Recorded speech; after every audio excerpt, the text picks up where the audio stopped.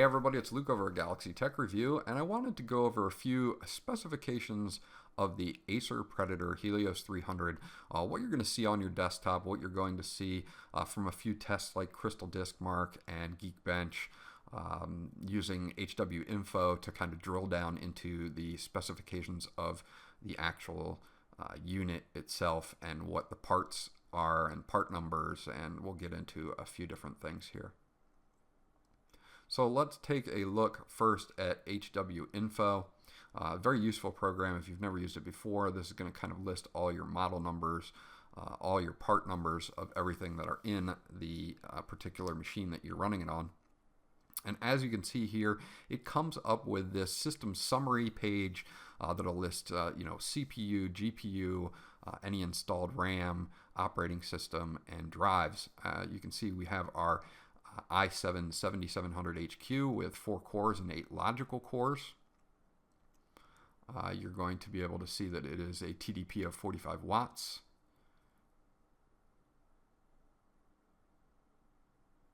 And it's a BGA 1440 platform with a turbo of 3.8 gigahertz. Over on the right hand side, you're going to see that we have our memory modules here. There are 2 of them installed stock, and they are PC4 19200 DDR4 RAM by Kingston. They're running in dual channel. The timings are a little bit high on them. They're not tight timings, but they're fine for stock RAM. Up at the top here, you have your GPUs. We have that Intel HD Graphics 630 that comes in the Kaby Lake. And that is your GPU 1. And of course GPU 2, which is that NVIDIA GeForce GTX 1060. You'll be able to see that you have 6 gigabytes of GDDR5 SDRAM. It's at 192-bit, which is a bump over that 1050 Ti at 128-bit. You have 1280 unified shaders on this model as well. And your ROP TMUs, you have 48 and 80 on those. Current clocks, the GPU clock is at 1404.5, 1901.2 on the memory, and 1252.5 on the video, and those are in megahertz, of course. So overall, and then of course your BIOS version and your installed drives will be down here. Now it has a Micron 1100 M.2 drive that's a 256 gigabyte drive that comes pre-installed in this unit.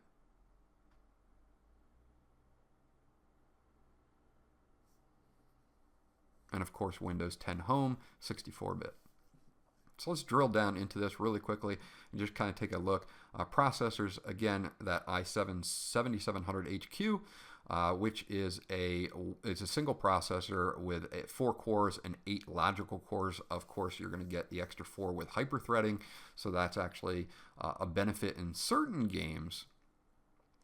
If we look at the motherboard, you're going to see that the BIOS version has been upgraded from 1.00 to 1.03. That's the highest they have at the moment. Memory, again, you're going to have 2 8 gigabyte PC4 19200 DDR4 SDRAM sticks in here, made by Kingston. They are running in dual channel, as you can see on the right. Memory clock right now, as of current, is 1196.2 megahertz. The supported maximum is 1300 megahertz. Video adapters, their HD 630 by Intel has a gig of RAM. Processor clock is 1096.5 megahertz, and the memory clock is 1196.0 megahertz as well. So actually not bad for an integrated card. Here is our GTX 1060. It's got 6 gigabytes of GDDR5 SDRAM made by Micron. And you'll see all the details underneath this as far as processor clock goes. You've got 1404.5 megahertz for the processor clock. Video unit clock is going to be 1252.5, and memory clock is going to be 1901.2 megahertz, effective 7605.0 megahertz. And this again is at 192-bit, 1280 shaders, 80 TMUs, and 48 ROPs for all the people that care. I'm running an older version of this, and one thing to warn is I haven't been able to figure out how to upgrade to the newest driver yet. It doesn't seem to want to do that, and it may just be because this unit is so new and just out on the market. So stay tuned for updates on that. Now, if we take a look at the monitor, this is that IPS panel made by Chime, which is Innolux, and there is the actual number on it. It is an N156HCE-EEE, or EAA, I'm sorry. And that is, it's an IPS panel. It's not a high gamut panel. You're only getting 45% NTSC on this. So it's not really great for photo editing, but for gaming and movie watching and everything else, it's totally fine. It's got great viewing angles. I'm impressed with the panel. It really lines up with that LG panel that we saw in the VX15, almost spec for spec. It's got viewing angles of 89, 89, 89, and 89, which, you know, is top, left, right, and bottom. So it's a good panel. It's a solid panel. They probably went with this panel, I suspect, because they could save some money over LG, but the panel itself is not bad. Now, there is a difference in max brightness on these panels. I believe that this one is only 220 versus the LG panel, which is 300. So, but this one has a contrast ratio of 800 to 1 versus 700 to 1 on the LG panel. So it's kind of a trade-off either way. If we take a look at the Micron drive, again, Micron 1100, it's a SATA 6 gigabyte drive. You do not get a Intel 600p like in the VX15, where that was kind of an entry-level NVMe drive. Now the slot is supported for NVMe, so that's awesome. If you do want to replace it, if you take a look at how to add a second hard drive video on this, I show you how to take off the entire bottom of the laptop so you can access your M.2 drive as well as everything else.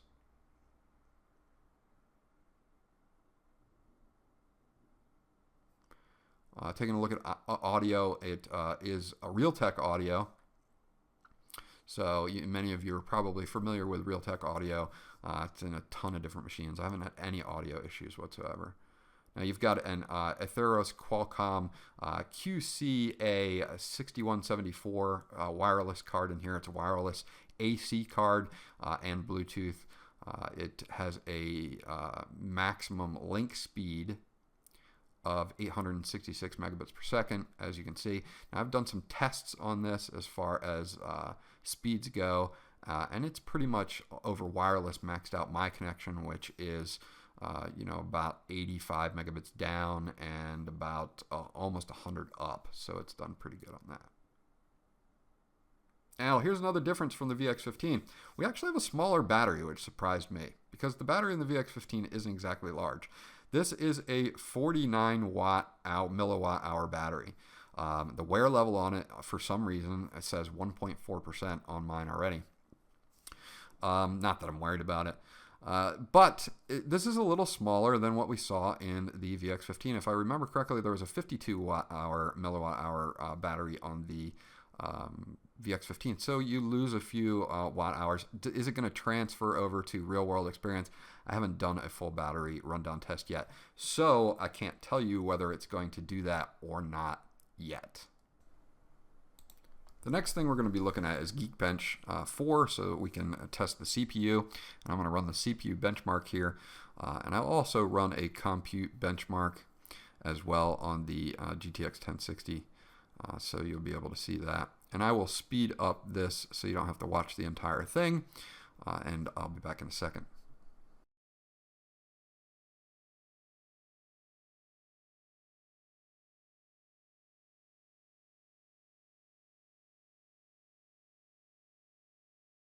Okay, so as you can see, we've got a multi-core score of 11,985 and a single core score of 3,699. Here's your system information, as we've already gone over the Intel i7 7700HQ at 2.79 gigahertz, one processor, 4 cores, 8 threads. I will kind of just go through some of these if some of you really want to see individual scores. A lot of you are not going to care too much about this, but if you want to freeze frame some of these, you can, and they're out there just so you can see how this particular one did here on Geekbench.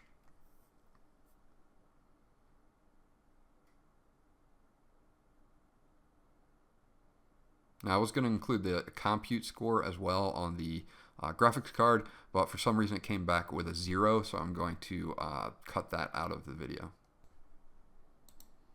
Okay, so one of the last things I want to load up here is CrystalDiskMark so that we can check out the speed on that Micron 1100 M.2 SATA drive. Testing this is not a big deal. I'm going to kind of just talk since I've got it set to 1 here as we go. One of the differences that you get with this Micron drive versus the Intel 600p drive that was in the VX15 is that you're going to get more of a normal what you see is what you get read and write times for, or speeds I should say, for an M.2 6GB SATA drive and not an entry-level NVMe drive, where you're going to see, you'll see read speeds of that 500 or 550, and then you'll see write speeds of like 1100 to 1400 on the Intel 600p. Here you're stuck at that normal middle of the line, not bad in any way. I don't want you guys to think that I think this drive is bad at all, but these are normal SATA 6GB speeds that you would see on a M.2 drive of any kind if you put it in there. Samsung probably does a little bit better of a job on their 6GB SATA drives, but beyond that, it's not a bad drive at all. It loads everything fast. My boot times are quick. I can reboot the computer in under 10 seconds.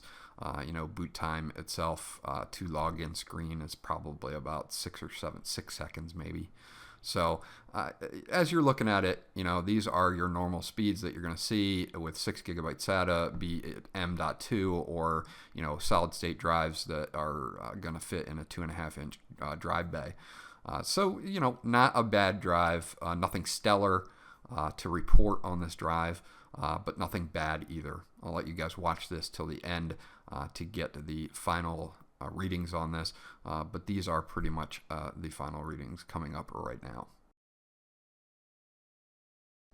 Okay, so the last thing I wanted to cover, you do get Predator Sense preloaded on this particular laptop because it is part of the Predator line. So this is actually a pretty cool application. You didn't get access to this with the VX15. And this is a fan application with CPU temperatures and GPU temperatures. And as you'll see, I am on auto right now, and you can see the RPMs of your CPU and GPU based fan and what they are running at the current time. So that's actually pretty cool information. Leaving it on auto most of the time for me is how I will go. You do have Cool Boost here, which when it's on, it increases maximum fan speed, enabling faster fan speeds during heavy use like gaming. So I leave Cool Boost on just in case it needs it. But it does a pretty good job with the fans here and the thermals so far in the laptop. I did a stream the other night for over an hour. And I never hit 6,100 RPMs on the fans. But the thermals were, 80, I topped out right around 81, 82 for the CPU maybe, and, 78 for the GPU. So it didn't get incredibly hot as far as the thermals go. So this does a good job at being able to control the fans in any way that you see fit. You can customize them as well, but I usually just leave mine on auto.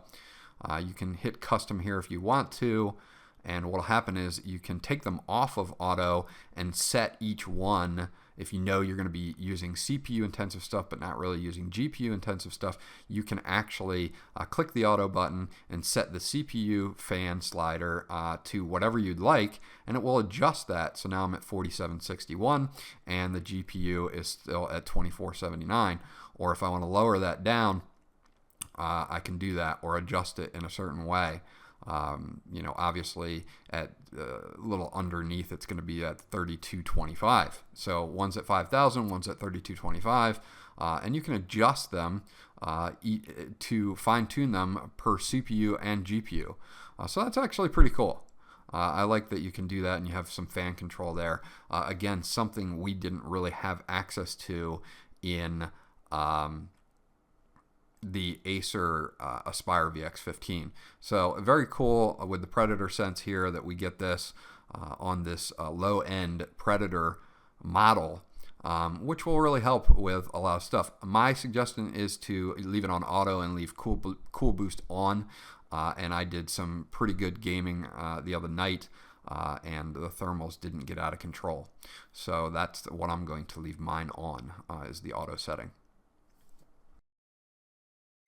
So that's what I got for some of the internals and some small testing for you guys to check out on the Acer Predator Helios 300. If there's any other specific tests you want to see, of course, leave those in the comment section below, and I'll get back to you guys as soon as possible. This was Luke from Galaxy Tech Review. Please like, and if you haven't subscribed already, please do so because that always helps me out. And I'll check you guys out on the next video.